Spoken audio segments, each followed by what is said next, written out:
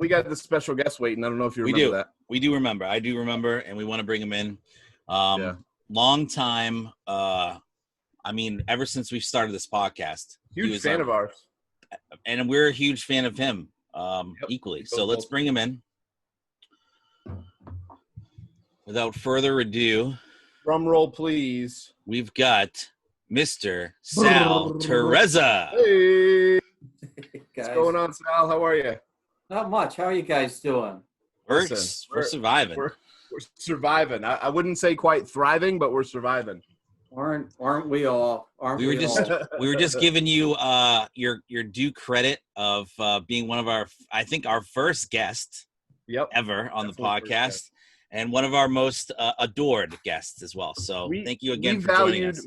We valued your appearance so much that we went to a damn professional studio to get it recorded. We did. Because back then, my skills in making sure that I didn't mess up the recording were not quite there yet. And our whole first interview was trashed. But it was fun because it was almost like a dress rehearsal, because the second one, I think it was longer, and it was like we were all the cobwebs were worked out, and it just went so well. So really nice.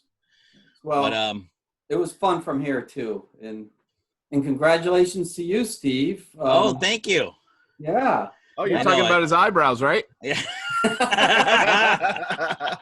That too. I see they're coming back. They are slowly coming back. No, thank you, Sal. I did get. I don't think we've announced this in the show yet, but I have. I have been married legally on paper. I've been wed to a woman. Her name is Sammy. Well, that's fine. Hey, whatever floats your boat. She's been on the podcast before. It's funny. Sammy and I kind of met on this podcast we did. We knew of each other, but we never really hung out. Matt invited her to the podcast back when we used to do it in Brighton, and Matt talked for like 50 minutes of a 60-minute podcast. You were supposed to tell her story, and I just hijacked it and she looked. She was kept looking at me like. There's one point where he turns to her and goes, "So what's up with you?" But yeah, it's thank you very much. It's we're planning on having a wedding in the fall, but with all the stuff that's going on with the coronavirus, unsure that we could have the wedding we wanted. But we still wanted to get married. So we went to the town hall. Surprisingly, very easy to do in the state of Massachusetts. You just go to the town hall, you tell them you want to get married, you pay them $35, and then 3 days later, you're married. It's not bad pretty crazy. All. So nice. Well, congratulations. Thank you, Sal. Appreciate that. Definitely. Sal, how have you been keeping yourself busy during quarantine? Yeah, it's been. I mean, I'm sure just like many others, it's been tough. It's been, I consider myself lucky as one of the fortunate ones to be able to continue working. So for myself, I've been, working remotely, keeping busy. I get up early every morning, just like I'm going to work. I get dressed like I'm going to work and come downstairs. But I will be honest, there is one thing though. I'm on my second pair of slippers. Wear it right through them, huh? I don't get out of my slippers. I think unlike anybody else in our sphere of influence, you probably actually wear jeans and a shirt, and so you know that your jeans fit. I'm very unaware if anything in that closet over there fits, because I've just worn short sweatpants and a hoodie. I mean, that's it. Matt, take off your hat for a second and show Sal the current state of your hair. So it is. I just took a shower, so it's not as puffy. But this bad boy extends out at least 4 or 5 inches. Oh, my goodness. I know Sal and I have the opposite problem, obviously, since I've shaved my head. I'm jealous, but that's okay. Yep. We're jealous and half jealous, half concerned too, because he's got to go get a haircut. I haven't even touched the beard at all either, so it's going strong. Oh my God. No. Well, Kim did do my hair once, but she won't do it again. Yeah. Now that things are opening, we're okay. But I'll tell you, working home, is a little different, right? Because now you're in a different space. You know, I've been locked in my office here. I started I don't know if you guys can see it. It's a frustration board. Okay. Wow. In the basement. You can see the notches. See the notches every day. Okay. So every day it's another notch in the friggin' board. That's awesome. Okay? That's such a good idea. WTF moments. You know, when can I go back to work? Eggs for dinner again, you know, because I definitely learned don't roll your eyes. I learned that the first day. Yeah. I rolled my eyes. Yeah, you got to be aware. You like looking out for where you like leaning into whisper. Continues, right?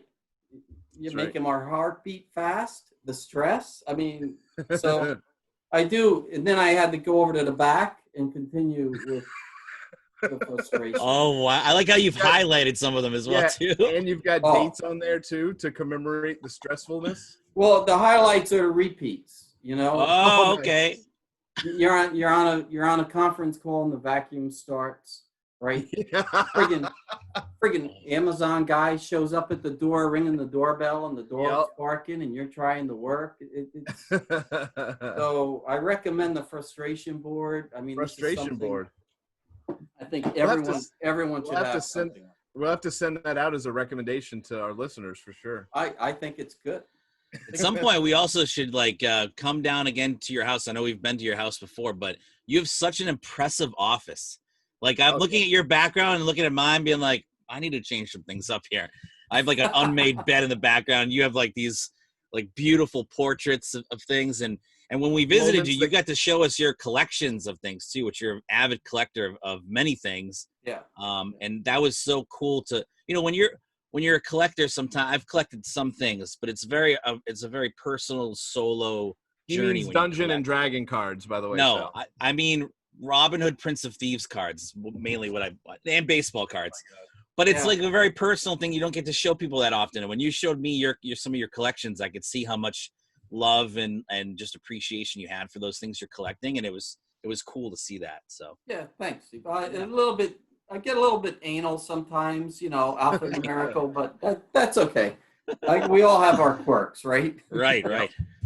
Well, during quarantine, I've been admitted twice to the hospital during quarantine. Oh, really? And so once I had an AFib situation, and then the second time I went in for a procedure, and they ended up actually putting in a stent. Wow! And I can fill you in more when we get to like your questions on bionics and stuff. Yeah. But because we dub you the Bionic Man for sure. But definitely trying times, and I'll tell you, in the hospital you get put into a room, you can't have visitors, and the windows were blocked. They had ventilation because of COVID patients, and that's wild. It's a completely different world we're living in. It must have felt like you got smack dab in the middle of like a post-apocalyptic one of those movies. Like you just literally transported right into a movie, It was very strange. The halls were dark. It was very, very strange. It was at the point where Joe was going to come in with some of his army equipment and try and come up through the ventilation to get me out of there. He's going to exfiltrate you out of there, huh? Yeah. But I've also been keeping busy with, my daughter Christy and Joe, and the never-ending work on their home. So we remodeled the kitchen, put in floors. Christy, when she first moved in, we had to put laundry facilities from the basement to the first floor. And now she's pregnant, so she's due in July. So we had to get the laundry facilities from the first floor to the second floor. Oh no! So, I'm sure she enjoyed more of the supervisorial duties than the actual construction. Yeah, and not to mention the word nesting, because I'll tell you. Trigger word. That's a trigger word. Look out. Yeah. I've seen it time and time again. That's so funny. Yeah, and congratulations. Are in order for that. Being a future grandfather, that's going to be exciting too. I know that you already, are currently one now, but with Christy, that's exciting times. So congrats. Extremely. We just, we're definitely blessed. Absolutely. Well, we did send you some questions. I think, Matt, do you have them up? Yeah. I mean, I'm very good at what I do, so it's natural in conversation. It's right to my right here on my phone if you'd like to know where it is. But yeah. I mean, and part of that was, kind of just starting the conversation about what you've been doing during the quarantine. Right. I think one of the ones that that I've seen on a lot of podcasts. We watched a lot of comedians and stuff like that, and also deep thinkers. They ask each other, if you had unlimited resources, right? What, how would you fix the current pandemic? What's some sort of, outside of the box way you would do if you had, the ability to? Yeah. I mean, it's really a good question. And it's a tough question, right? Yeah. I mean, trying to be politically correct, you need to be these days. Not that politics has anything to do with it. Yeah. But my world, I would have definitely. I mean, seeing what type of a disease this COVID is, I would have absolutely locked down the nursing homes. Quarantine the nursing homes. No one in or out. I would focus my funding on that. Compensate for it, but protect those that need to be protected. It's also controversial, but I think I would have sent the kids. I would have still sent the kids to schools and have the 70-year-old professors stay home. Right. Looking at the stats of who this impacted, and and who is higher risk and stuff like that. Right. Yeah. It's really mixed emotions. But mostly, that's exactly what I would do. I would be emphasizing on the social distancing. Right. I believe it. It's very, this is a disease that's truly out there. It's an epidemic. I get it, a pandemic. I think that the social distancing is important. Wearing the masks is important, right? I was joking before. Yeah, earlier. But this is a lifesaver. This is not protecting myself. It's protecting me from you, because we don't know who has this, and we just want to make sure. I've gotten into the office a few times, and it's working, the full day with a mask on. I mean, it's not easy, but it's the right thing to do.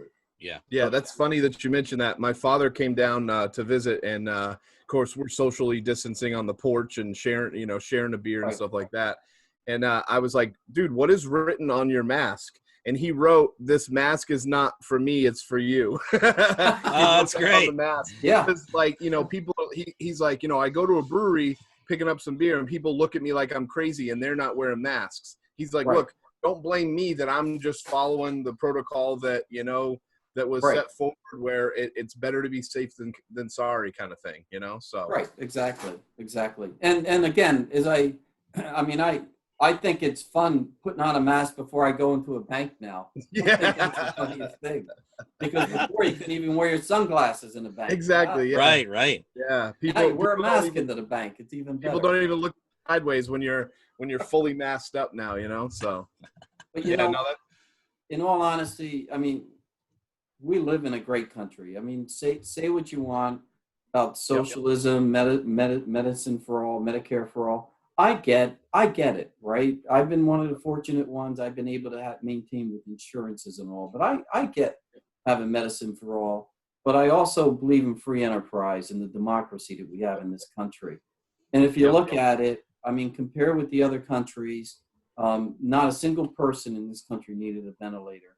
And I think that's an important statement. I really do. It's tough because, I'd like to be taken care of, right, with social medicine and such. But the free enterprise seemed to be the way to go because it really got us there. It seemed to get us there. And ultimately, a vaccine, I mean, they're working on multiple vaccines right now. It usually takes 18 months, but I think you can see it's getting abbreviated. The vaccine will be out there. This will be behind us. And, many lessons learned. Let me ask you just a poignant question. Do you think the communication has been effective, efficient, confusing? Because I go back and forth almost week to week, month to month when I I'm telling you, I try not to just focus on one news outlet or the other. I try to, get an amalgam of information from different resources, but, just flat out, how do you think the communication has been saying, yes, wear a mask, don't wear it in your car, don't do this, what are your thoughts on that? So I'm a believer of educating on my own and not having others educate me. So if you're listening to the news out there, the newscasts and whatnot, it's extremely confusing. It's going to be. I mean, just look at the left and the right, right? I mean, look at the confusion there. The left says this is the way to go, the right, this is the way to go. There's no middle. And I'm a believer in which way do I want to go. So I was educating myself to find out, well, what is the best thing to do? This mask does do a lot for me. And right from the start, even before the outbreak came, we immediately went into the stores when the masks were still there, and we had stocked up on our own masks. So we wouldn't, So, I mean, the answer to your question for the general population, extremely confusing. And I agree. And you wonder how much of that is intentional. I don't know. Yeah, and that's not even that's not even as much of a conspiracy theory as it is, because some people will have it painted that way. When you just ask a question, right?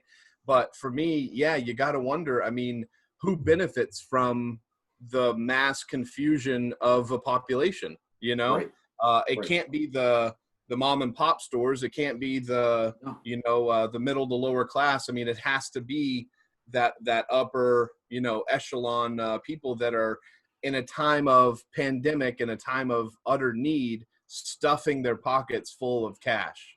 That's what I see anyway. So it's a terrible thing to see. It hurts me to see it, because I mean I agree in many of those points that you're bringing up, right? The small businesses, I mean, some of our really best friends own a restaurant. They weren't able to open. I mean, that's their salary. They had 27 people working for them. Yeah. Right. When I had my little stint where I had to go into the hospital and whatnot, I had to go past them all. I mean, the first time I was out of my house in like 6 weeks, and it's a ghost town. It's scary to see, and it breaks your heart. Everyone, all those people with jobs, what are they doing? Right. And this fix with unemployment. Yeah, what's that? That's not even going to put the food on your table, more or less pay your rent and your bills. Yeah. So it's been a very tough lesson learned, I think. I gotta say, I mean, as someone who moved to part-time along with the rest of our company, essentially, because we work in the travel industry. The CARES Act that was released that allowed the additional, I think it's $600 a week or something like that. I mean, that really might be saving people's lives right now. And I realized the other day, I looked at it, as I was doing my weekly partial unemployment thing, which I have never done and I had no experience in, and it was a wild situation to get into. Yeah. But, when I saw what it's going to be without that CARES Act, there's no way, I'm fortunate that I have saved some money up and I'm not, in a dire situation in that way. But I'm thinking about all of these families, all of these children or all of these, single mothers or whoever, when that goes away, right? What are they going to do? It's not like there's going to be job openings anytime soon. It's just, it's a sad state to see it in, so. That's why I think you need the balance. I mean, when do you send the people back to work? Right. Versus the, what's going on with this COVID. So. Yeah. And I would say my experience has been one of, kind of shock and awe, but also anytime something like this happens, and we've obviously never gone through something like this dire, like this big, but for me, I started to now, like I have been unemployed officially like since March 24th now. It's June, what's it, June 19th? So quite a while. and I have been collecting unemployment. And what I've done, instead of like just being like, what am I going to do? I started to kind of fall back on some of the skills that I learned in college, which I went to school for TV and radio production. But when I graduated in 2004, there just wasn't any jobs in that field for me to jump into and get a salary. Everything was, hey, yeah, we'll have you get us coffee for a year, and we're not going to pay you. Internships, yeah. And I was like, I need a job now. So I went into bartending, and then eventually into travel as well. So I right away went out and got a new computer, or a new one to me, and started to learn a little bit more about video editing and video production. And Sammy and I took our little band that we have called Root Beer Circus, plug, and we actually were on a talent show for Abington's Got Talent. It was an Abington cable access show, and we got to record a couple videos for them, us playing songs. We covered Joe Exotic from the Tiger King, and we covered an Elton John song from The Lion King, and we actually won the competition. Wow! It was incredible, and it was such a cool experience sharing those videos with our family, and sharing some of the or just getting back into something that I originally was a passion for me. So now what I'm trying to do is take this thing as like a negative and try to turn it into a positive of maybe I go back into that field and see, sometimes the universe just changes things up for you. You've got to adapt. So taking an opportunity to try to do something like that is that's just the way I'm trying to look at it. So I think yeah. Sorry, go ahead, Sal. I was going to say, I think many of us have experienced that. It's been a time to, take a step back, right? Maybe even smell the roses a little bit. And so that's really, I think that's the positive, making the negative a positive. Sure. Yep. Absolutely. Yeah, I think that's a great point, Steve, because, a lot of us who are in these different industries, that might be struggling, we probably aren't, that's probably not our major, in some cases, right? Yeah. So like, I was sport and rec management. So, I have the ability, to go and coach a baseball team, right? I have that experience in the past. So to your point, it's like thinking of, what's my passion versus what am I just doing to pay the bills? And if something that I'm doing to pay the bills isn't, currently working, why not maybe try to switch gears and think about how I can, focus on my passion or something like that. I think that's a great point that everybody can kind of think about and use, Yeah, absolutely. Good stuff. So to lighten it up a little bit, to bring us out of this kind of this black hole of pandemic and stuff like that, because it's everywhere that we see. I wanna just kind of get into kind of a bunch of goofy stuff, or just things that that we think about all the time, that we discuss, and just kind of shoot the shit. So I think one of the things we wanted to know, and I'm really intrigued by this question, is what is your favorite band? Oh, because let me just guess real quick. Let me give you an idea of what I think that you like. I don't think it's Slayer, and I don't think it's like Dead Kennedys or anybody like that. I'm thinking like Van Morrison. I see you as like a Van Morrison dude. I don't know why. I'm off. Damn, come on. I think he's a man of his time.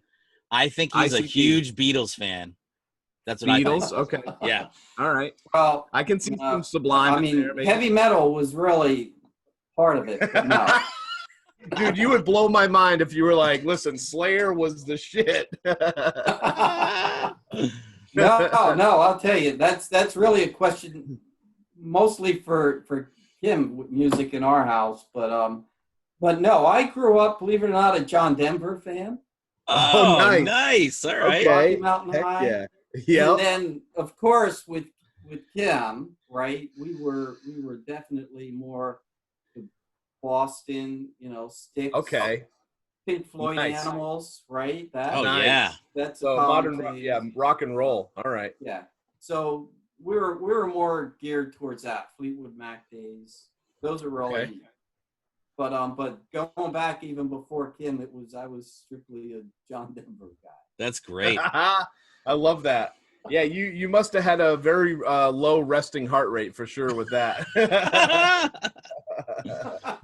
Yeah, I see you as like a silent assassin. You're very calm, but you're very poignant, and you get your point across very effectively without raising your voice. That's kind of how I see you. Yeah, that's So, kind of the way it's been. yeah. So, along a different kind of path here, I think this was a question that Lanza had. So we're all sports fans of different types, right? Whether it's, me loving to go see the Red Sox and just fill my face with beer and hot dogs, or, Lanza loves football. Plays And Kirby Puckett. Yeah, Kirby Puckett. Oh, Shout out Kirby Puckett. That's an old school one right there. And I know he's part of like a fantasy football league and all that stuff. Yep. I personally like European soccer. It's back on the TV right now, which is great. But if you, Sal, could go back in time, what sporting event would you attend? Like, is there something that stands out? Yeah. So this is going to be a painful one, and I think for you mostly, Steve, as well, with the Patriots. But I would go back to January 14, 2016. Oh no. Yep. Perfect season, Super Bowl. I mean, I'm a very historical fan. I mean, that would have been history. Kim and I, to be honest with you, I grew up a diehard Giants fan, but I moved over to the Patriots. When Bill Parcells first came over to the Patriots, and then when he went to the Jets, I couldn't go to the Jets. No, nobody should ever be forced to go to the Jets. and then I became a Belichick fan. So we've been Patriots fans for quite a while, and that was the most exciting season. I mean, a perfect season. How could you beat it? And then I'm just thinking, if I could go back in time to any specific event, that would be a nice one. And then maybe that would be a change. Maybe a football would just kind of tap a helmet and be sitting pretty. But can you imagine? Oh my gosh! It broke my heart. That's a really good one. I remember I was in college at the time, and I was over. We were having a Super Bowl party, and or not a Super Bowl party, but I think it was actually, yeah. And we were at my buddy's condo, and he was renting this condo, and so like he's like telling everybody, hey guys, don't mess with anything in the condo, like be careful, don't spill stuff, the kind of stuff that you tell your bonehead buddies, right? So that infamous play happens, and the the finality of what we were seeing and the reality set in that we're not going to win this thing. And I turn around and I see him punch a hole in the condo wall. Oh no! Everybody's just going, no, Jordan, no. Like, we were more upset, obviously, in the moment about the Patriots, but we had to focus on him for a second and say, you don't know what you're doing. Oh my God! So I agree. That was a pivotal moment right there. Oh my gosh. Well, wait. I got one I want to add too. Just to think about sporting events. So if you brought that one up, I would like to bring up late October of 2000 and was it 4? Don't go there. So the reason I bring it up is because my grandfather and my uncle are the two biggest Red Sox fans that I've ever known, right? And I remember as a kid, I even remember in 1986, I think, or one of those years, they went to the World Series and they lost. Or like one of those years, it was the Buckner year. I remember that vividly. Yeah. So getting to sit with them to watch the Red Sox beat the curse and win the first World Series since 1918, like just to be able to see the joy on their faces and be there with them when it happened.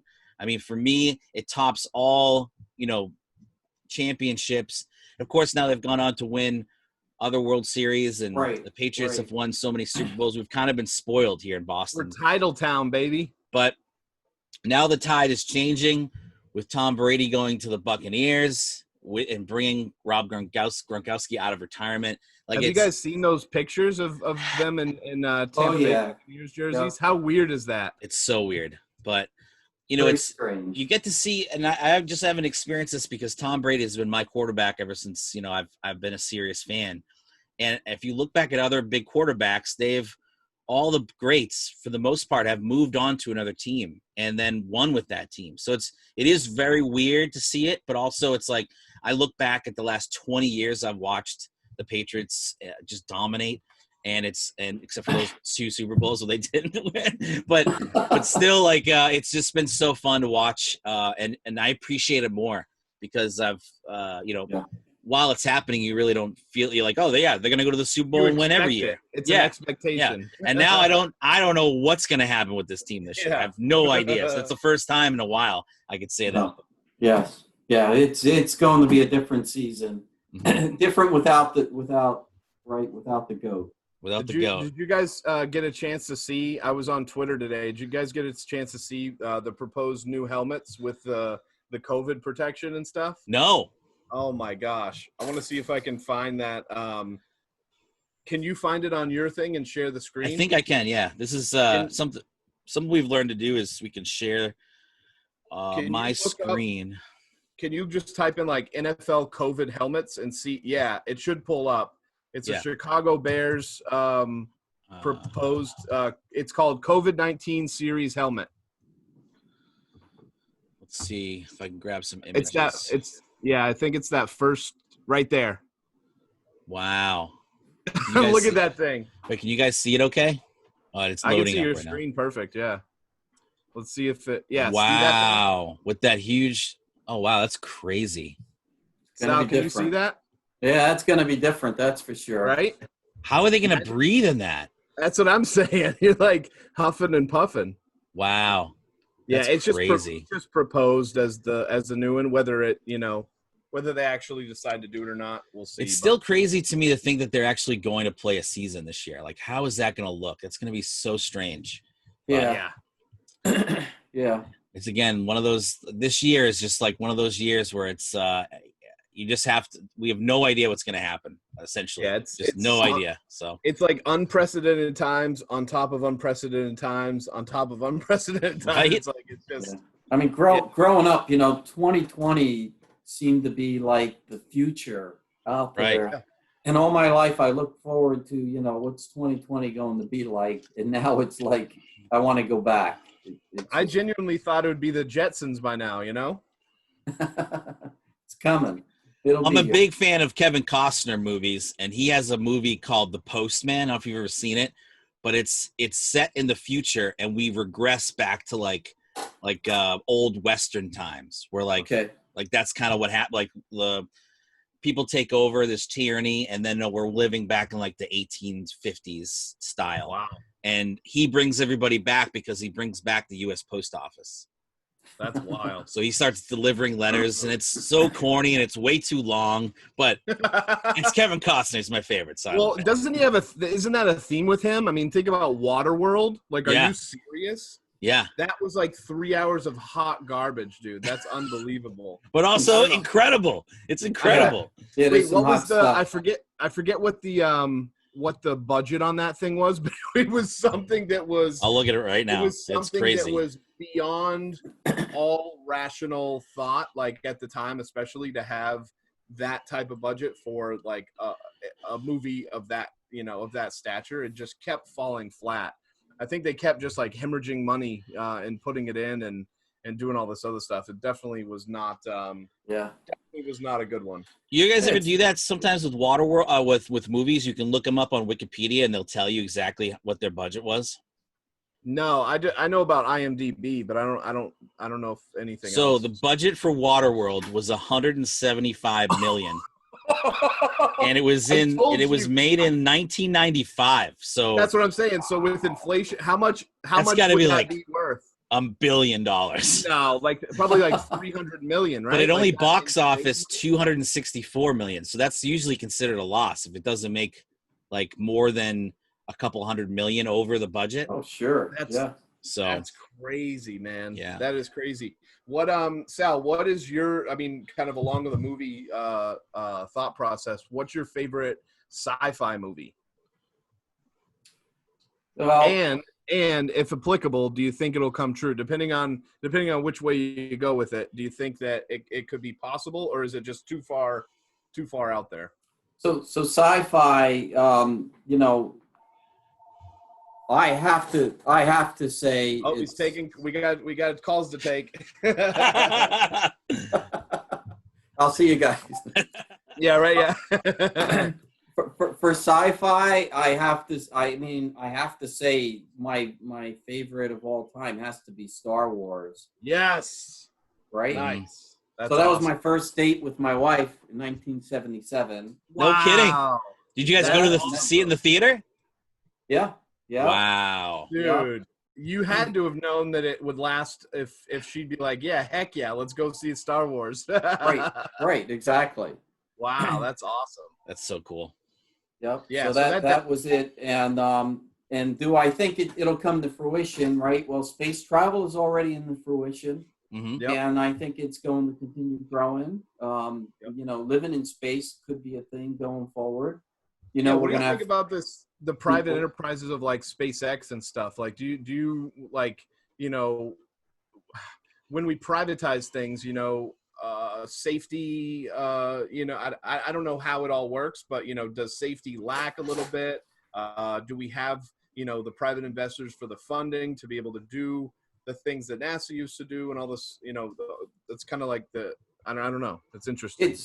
Well, I think that's really the difficult part, right? Private enterprise on something like space travel, in maintaining the safetiness and everything else going on with space, you can't lose that safetiness. I mean, in space, Right. you really have to control Yep.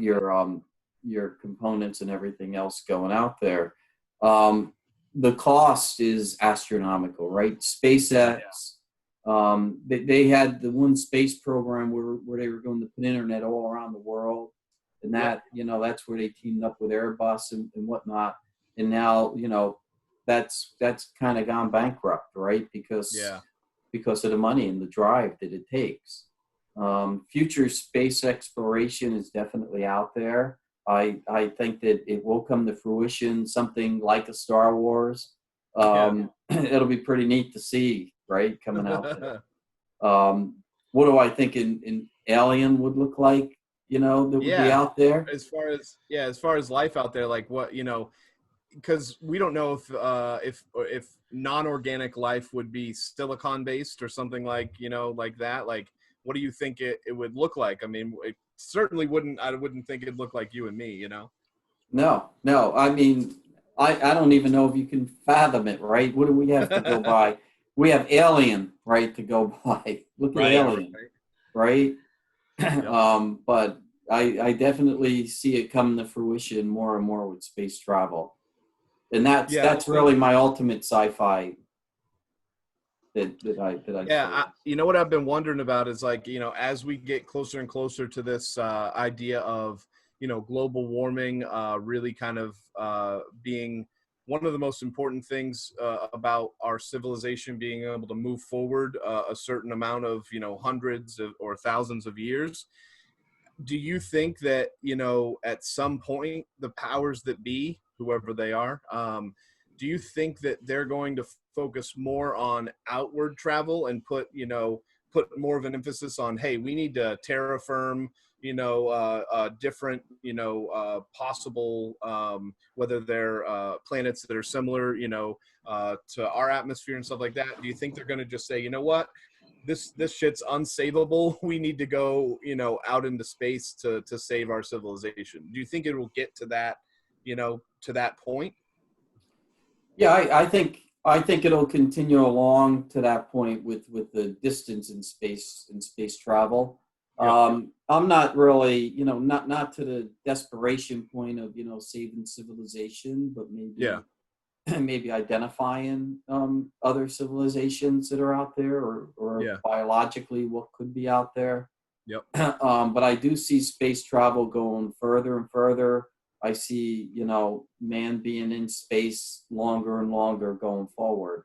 Yeah. I mean, think about it. I mean, the last 400 years with technology has done here on Earth with us in the last 400 years, you have to fathom that that's where we're going to go next. Yeah, it seems like with the advances of nanotechnology, especially, we're talking about exponential growth within a very short amount of time. So I tend to agree with you. What about what was I going to say? What about you talked about like the web link falling bankrupt or whatever? Is that no longer like an idea or a thing that's plausible now just because of money?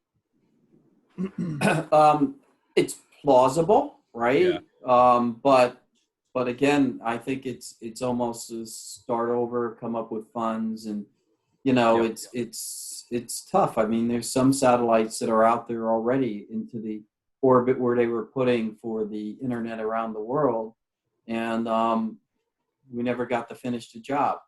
It seems like the only way you get to finish those jobs is when you go like you do with your military, then you go through your government, and then the government has to do it, because privately it's extremely tasking with the money. I mean, yeah, and you run out. So before we move on to talking about how much of a bionic man you are, I just have one request for you. And this is mainly, and I want you to look in the camera to answer this question. This isn't a surprise thing that we're going to trick you on. It's just something that I need for my peace of mind and for Steve's peace of mind and for one person that I'm thinking of in particular on Facebook that constantly brings this fucking subject up and it makes me want to puke. Can you please just say, the earth is not flat? Would you mind just indulging me in saying that for a second? I don't know if I can say that. Yes. That was the perfect answer. Oh, that was perfect. So good. Oh, I'm crying. Oh. Oh, Sal, I need it. I need it for my peace of mind. I think you can still sleep at night as long as you don't stray too far. Oh my God. I love that. It was so funny. I had no idea where he was going with that question, but I could have never predicted that answer. That was perfect. Yeah, I know, right? Yeah, there's just there's this one gentleman that seems to tell me that I'm unaware of science and physics and things like that enough to tell him that the Earth is an oblate spheroid, which we have observed that in fact it is.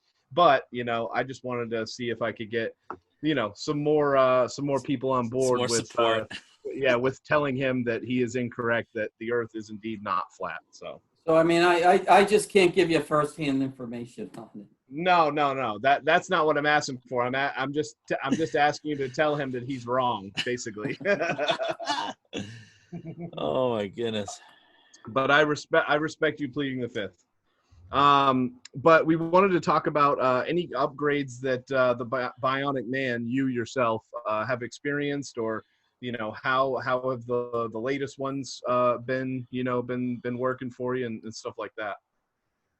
So again, I mean our prior podcast, right? We talked about this phenomenal implant that I have, right, from yes. Nevro, where I definitely have a remote control, and I can change I can change the gain on a frequency, and what this basically does is it mitigates the amount of pain in my body, so I can really not be solely dependent on medication.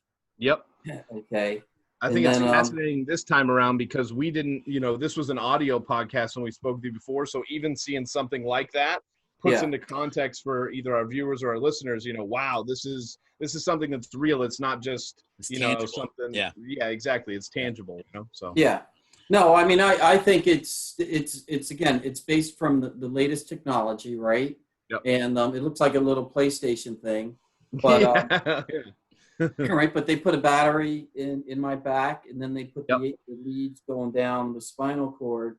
And basically, what it does is it puts out a radio frequency signal, in 10,000 hertz, as I had said before. Yep. And what that signal does is it short circuits the signals from the brain. The pain is in your body, and you're not completely off of medication, but you reduce it, and you can control the pain. So recently, the pain has been changing a little bit, and most of the pain has been like in my legs. Now it moved down into my feet. So what they did, I went back in and they reprogrammed it, and they gave me a different station on my remote where I can now pulse. And pulse is like it's the future.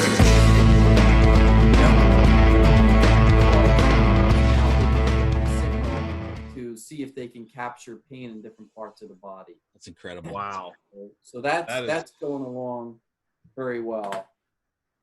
As I had mentioned earlier, I did have, a little situation, whereas I woke up in the morning and it was during all of this COVID time, and it was like I just felt this fast heart rate in my throat and the tightness around my neck, and I knew something was awry, right? Now, let me ask you this: have you ever had any anxiety? Because I deal with anxiety and panic disorder. I think my last panic attack was maybe a month ago or something like that. They're very infrequent now that I've gone to the psychiatrist. I've told it on here. I do take medication for it. It seems to suppress that in my swimming thoughts. But sometimes I'm not making this about me, but sometimes I worry. I'm interested to know, I worry because sometimes I feel my heart rate in my throat. I know and mentally it's just my anxiety and my thoughts taken off 100 miles an hour. But, can you speak to the difference between knowing that it's not something that is just, in your mind, but actually physical? So, I mean, that's a really good question, right? Because I really didn't know. I mean, I felt like this before. I'd be walking up a hill and then I'd feel this throbbing in my throat and such. Yep. And so, believe it or not, I went on to Amazon and I ordered this little tablet. It's called Kardia. I don't know if you guys can see it, right? It's a little pad. Oh yeah. Right? It was $90. So what I did is I ordered the pad, and it came through Amazon. I put the app in my phone and I went on it, and what it does is it takes your heart rate. Okay. And it tells you on your phone, and it keeps a history of your heart rate on your pad on your phone. So if I go to Kardia right now on my phone, this is really a nice little way to give you security if you're feeling different, if you're feeling anxiety. But cool.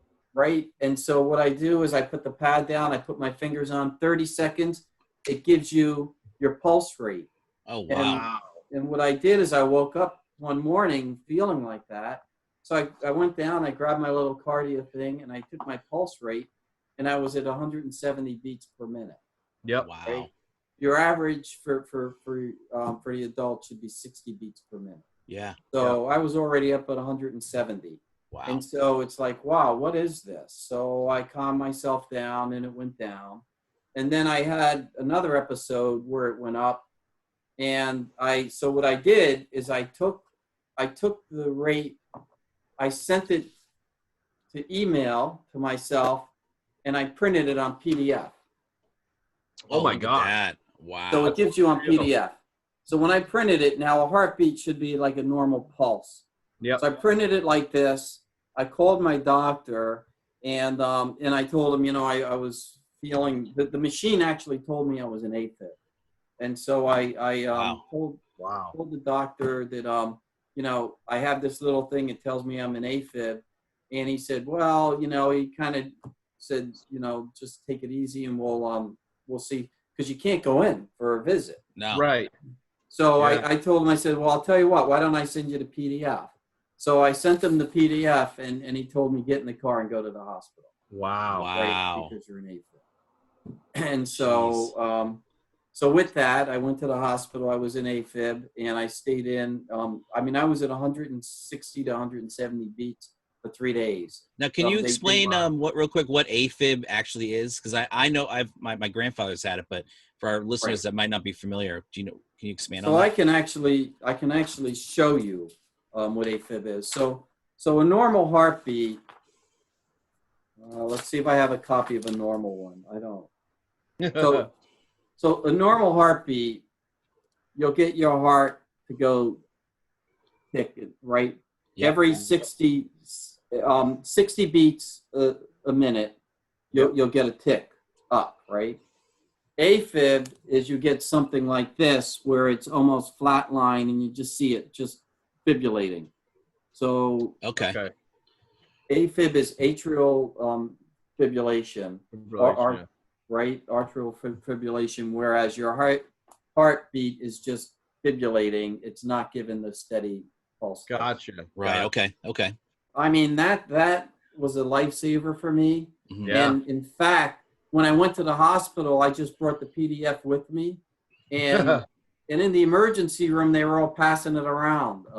They admitted me that night, and they put me on an IV to kind of reduce. They put a beta blocker in there. Yep. Fibrillation, and then that kind of took care of that. And so they had me follow up with a cardiologist. And with the cardiologist, I ended up going in to do a stress test. Yep. And so I took the stress test, and within a few minutes, I went right back into AFib again. Wow. So they took me in and did a procedure called a catheterization. And believe it or not, a catheterization is where they actually go in. You might be able to see the little spot on my wrist right there. Oh, yeah. Yep. Mm-hmm. Okay. They go into your wrist and with sort of like a borescope, and they go up right into the arteries in your heart. What? Wow. And what the doctor did, and I took a picture of what he drew on the bulletin board, because what they found in my heart, it was in the left, one of the left main arteries. Yep. It was over 90% blocked. Wow. And, they called it a widowmaker. They said, you really don't find out on the testing. And that blockage was just stressing the heart. So the other side of the heart, the other arteries of your heart were overcompensating for that being blocked, right? That's correct. So here's what the doctor actually drew on the board, on the whiteboard in his office. I mean, in the hospital. Yeah. And basically, you can see it's the left main artery. It's coming off of the left main, and that right there is where it was blocked. And that's a diagram of what it should look like versus what it did look like. Wow. Oh my goodness. Yeah. That is something else. So when you get something like that, it's actually stressing your heart. Mm-hmm. And sooner, having your heart work so hard, sooner or later it just runs out of steam. Right. Yep. So we were blessed. We were able to find out right there, and then they went into that artery with and they actually blow it up like a balloon with the borescope they're in there with, and they insert a little metal mesh, which is called a stent. Okay. And that stent has medication. It releases medication for like the first 3 months. So it mitigates the amount of scar tissue. Mm-hmm. Okay. And it kind of helps your body to accept the the stent in the artery. It doesn't reject it as a foreign object or something like that. Yeah. Right. Gotcha. Right. So my biggest addition since then is not really bionic. It's really an increase on the medication. So wow. Keep track. Okay. Just making sure you have every day of the month. So I have a morning, noon, evening, and night. Wow. There you go. Yeah. Blood thinners, beta blockers. And how long did it take you after they put it in was it like one day and you're out of the hospital, or was it a several day thing? It's 1 day and you're out of the hospital. Okay. Oh, wow. Yeah. Wow. And to be honest with you, I mean, thank God we live with the technology we have today. Seriously. Right. Because as soon as I woke up, I felt the difference. I mean, the Really? tightness in my neck was Wow. relieved. It takes a while, getting adjusted with the meds and such like that. But overall, it's been a hell of an experience. And again, I even thank technology for helping me find it. Yeah. What was that called again? It's called Kardia, Kardia. Kardia. Okay. I'll put a little thing up as a link so people can check it out if they want to look at that as a product. That's life-saving stuff right there. Yeah. I mean, I actually wrote a multi-page letter to the Kardia company after I came out of the hospital. That's great. That's fantastic. Yeah, because I mean, you think about it with COVID. I mean, the doctors are very reluctant to have you come into the office. You're not feeling good. Well, take some aspirin, relax or something. Right. Whereas this was something it was serious, yeah. But see, someone like yourself that's able to, and that ties right in with the technology, someone like yourself who's able to, use the technology to then prove that, you're not just making something up, that you can actually print something and show something, that's taking control of your own,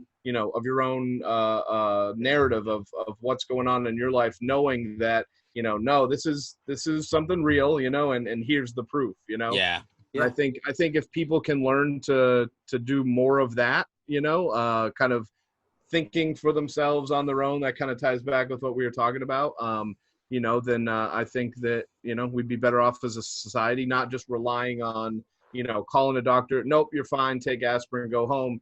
They're dead in 3 weeks, as opposed to, taking it, seriously by themselves. So that's great. Yeah, I mean, and that's a phenomenal explanation of it, Matt, because that's exactly how I felt. I mean, I just walked in and I just showed the piece of paper. It's like if you're not walking in with your arm broken, it's a cast, right? It's science, and then they put their science together, and that's what my cardiologist told me the same thing too.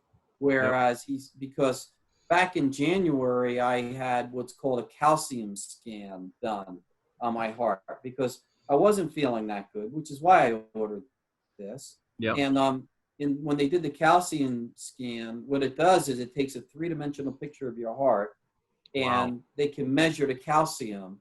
So they said, oh yeah, your left main artery has a 60% blockage in the main artery, but they didn't find this over 90% blockage. Oh wow. Right? The stress test just found that you were going into afibrillation, not knowing why. Right. And so by actually pointing something out, going in and showing it, it comes to fruition. Yeah, put all the pieces together, and to paint a larger picture that no, something was actually wrong, Yeah. That's motivating for me too. Like I always think of my health; it's always changing. I mean, jokingly, Matt and I have this. Well, Matt knows of this story where I had an ear infection several years ago. I went to go see a doctor, and she focused on looking down my throat because she was really trying to push a lot of the sleep apnea medications and things. But I'd say that she technically diagnosed me with the smallest throat she's ever seen. Dude, so Sal, if you were to look down this man's throat, I mean, it'd be a penny. It's a penny size. You can't see down at all. It's crazy. So it's why he yawns all the time. # yawn. We have a thing of # yawn because I'm not getting enough oxygen regularly. So I yawn a lot. I have trouble sleeping, but that's a really good thing. It's and I'm glad you just looked it up on Amazon, did some research, and we'll definitely plug that because that's definitely something that people could look into purchasing. And that honestly, it gives people kind of a wake up call to take care of your own health. Like think about, I've certainly gained weight. I can't stop, eating food and drinking beer especially during this time where we're only home doing nothing, like lack of physical activity. Yeah. If anything, this is a wake up call for, not just me and Steve and yourself, but, everybody out there that does listen to this, don't just poo-poo any signs that make you feel weird, that your body is trying to tell you something. Go get checked out or ask the question. It can only help. It can't hurt. Right. Right. So That's I mean, we all have a fear of, you know, being labeled like a hypochondriac, right? But to tell you the truth, you need to go by your gut instinct. I mean, I'm very stubborn with it. I mean, I first went into. Everyone in this room is stubborn. Yeah. Stuff. Yeah. I mean, I first went in the AFib in April, so I was able to come in with, you know, PDFs from April, and then 6 weeks later in January, and then February and March before I finally, you know, went into the hospital. So I think we really need to take a step back. If it looks like, you know, if it quacks like a duck, it probably is a duck, right? So that's going to be the name of this podcast. But listen, I think you said that. I think you actually said that about something when it was when we did our last podcast where Mark and Joe and everybody was with us. I swear to God, because there was a duck joke that was made, and I can't remember, and I'm not going to repeat it because I don't think it was good. But I do remember something about that. That's hilarious. We'll have to look that up. Well, I got to tell you, that's that really is fascinating information. We appreciate you. I think the last thing that I want to know to kind of wrap this up is when the pandemic is over and we can finally flap our wings and fly out into the world. Where is Sal and Kim and, you know, your loved ones? Where are you guys going to go? What do you want to do? What have you been waiting to do that you can't do? So the biggest thing right now, I'm a big person for crowds. I love crowds. I'd love to go to like a convention or something, right? Yeah. Do something with a lot of people, go to the Jersey boardwalk or something.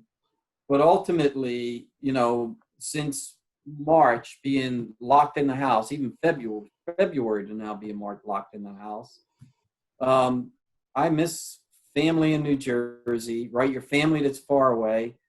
I miss that. I mean, I was going on a plane, you know, quite often on trips and whatnot. I don't do any of that now.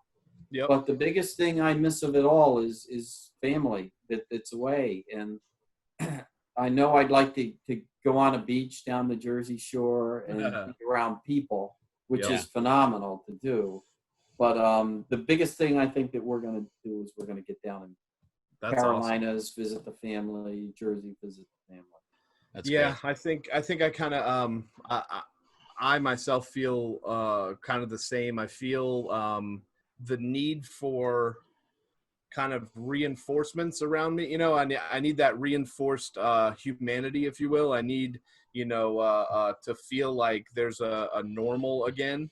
You know, I want to go to a patio bar and have a couple beers with my friends and not worry about the fact that we're shoulder to shoulder and, oh, try this beer. Oh, let me try yours. You know, something about sharing those experiences with other humans.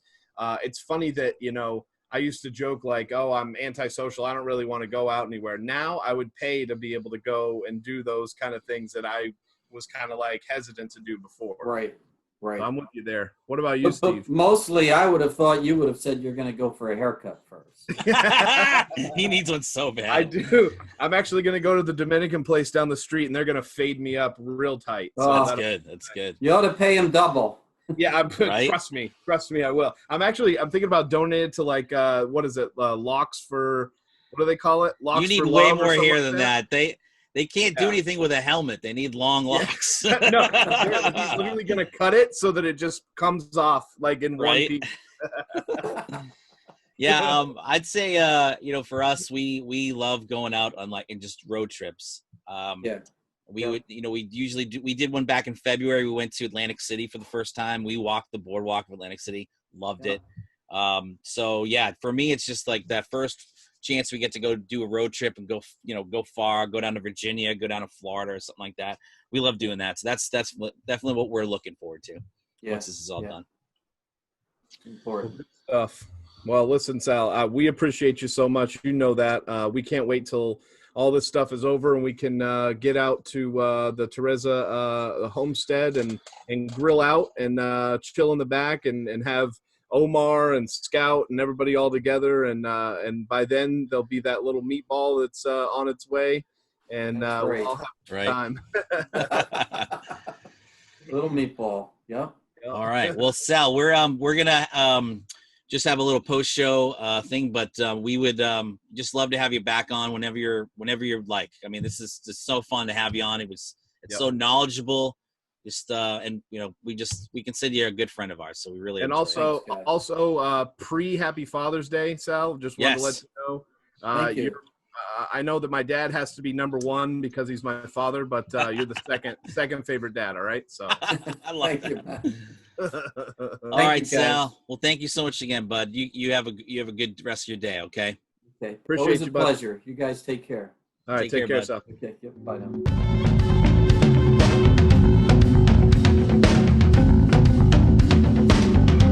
It's the future.